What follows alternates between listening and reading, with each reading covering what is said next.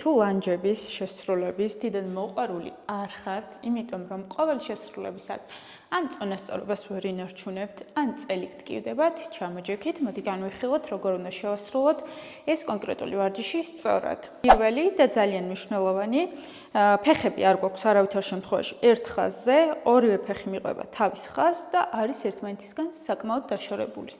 ნაბიჯს ვდგამთ ისეთი დაშორებით, რომ ჩასვლისას მენჯი და მუხლი იყოს ერთ ხაზზე, ასევე მეორე მხარეს მენჯი და მუხლი დაახლოებით ერთ სიმაღლეზე. თუ გვინდა რომ მეტი აქცენტი გავაკეთოთ საჯდომზე, მაშინ კორპუსი გადახრილია წინ, მაგრამ კორპუსის გადახრა არ ნიშნავს მხრებში მოხრას, ზურგი არის ნეიტრალურად. ყურადღებას ვაქცევთ წინა მუხლს, რომ შიგნით არ შევარდეს, ან არ იყანყაოს.